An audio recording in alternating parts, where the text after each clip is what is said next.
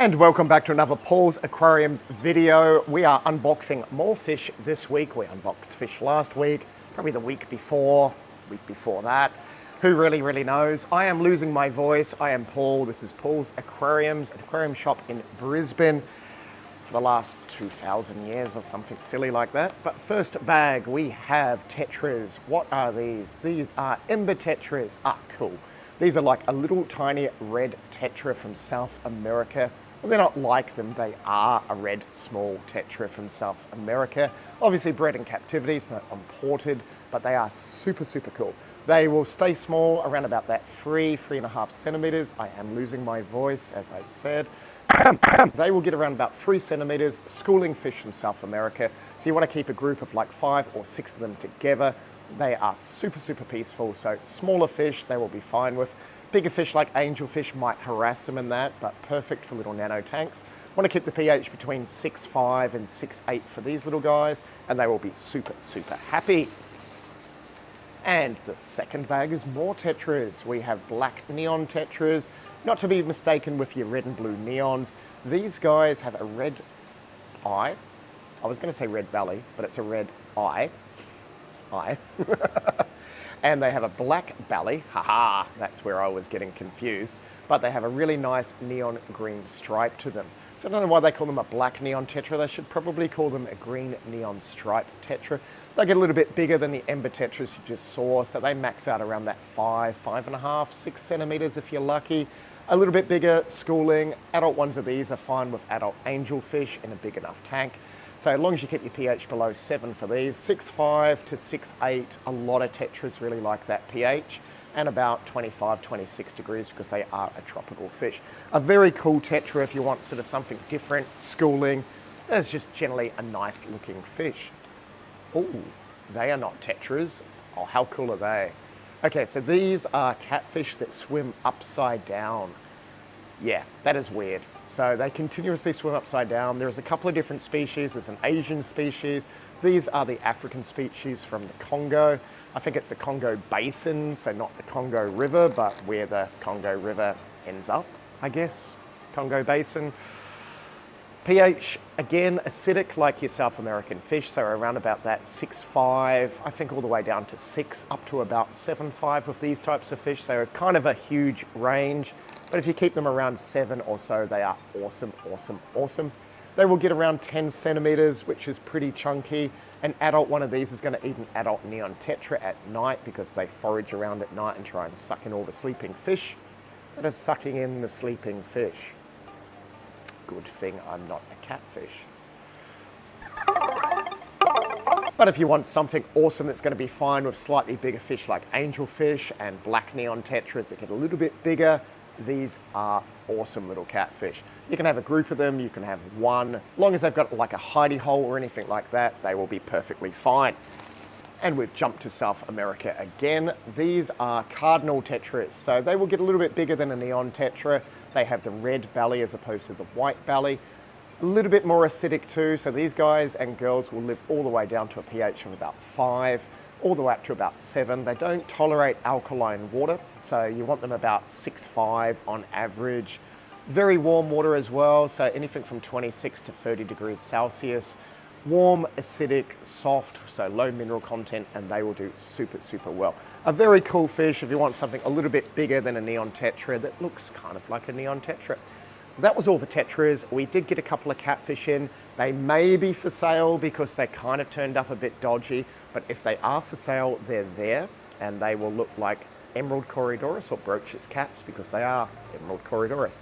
If there is nothing here, they weren't any good, and we will try again for next week. So sorry for the people wanting those cool catfish. Now we have goldfish. There are goldfish in these boxes.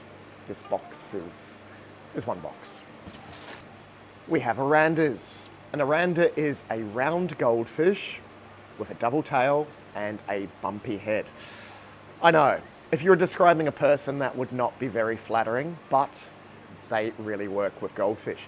Cute bumpy head, very cute little round wiggly bodies.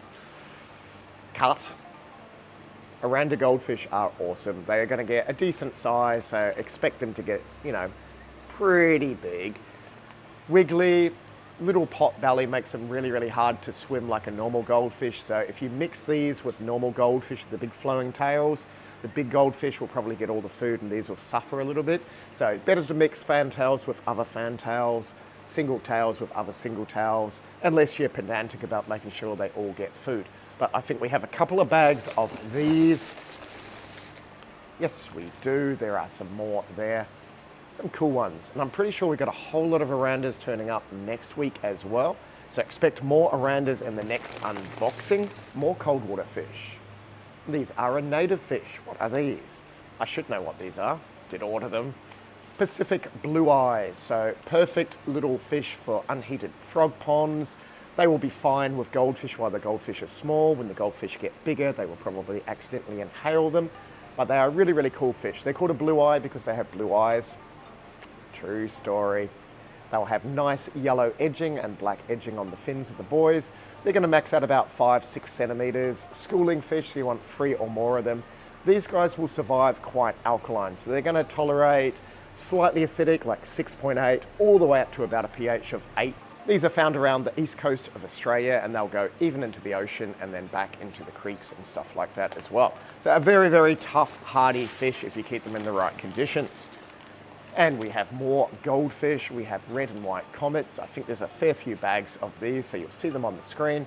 They are a comet that is red and white.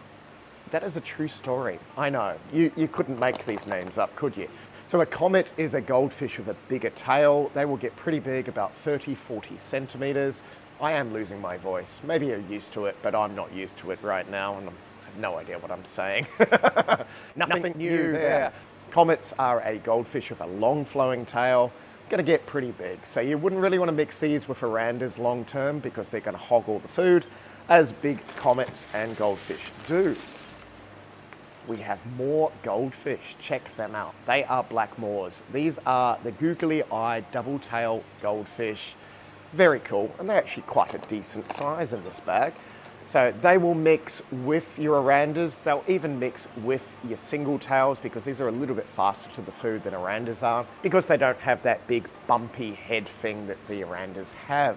They've just got googly eyes. But lots of Blackmoors back in stock. That was all the goldfish and bits and pieces in that box. Now we're going to jump to some awesome shrimp. Check out that shrimp. So that is an orange really that has the white and the orange in it.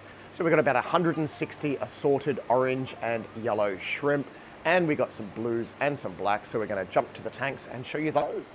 And would you believe my voice is a little bit worse than it was before, but how awesome are these shrimp?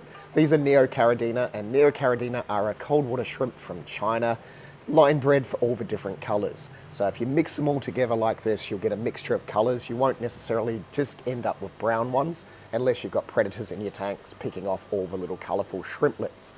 But we have lots of yellow ones, we have orange, we have red, there's stripy ones, non-stripy ones, all sorts of different colors in these tanks. So the good thing with these little shrimp is they will tolerate a wide range of temperatures and pH, about 1 or 2 degrees Celsius all the way up to about 26 degrees Celsius, and they'll survive a pH from about 5.5 all the way up to about 7.5 or so. So the important thing is to keep your water stable with them. They do better in a slightly more acidic pH. We try and aim for about 6.5 to 6.8.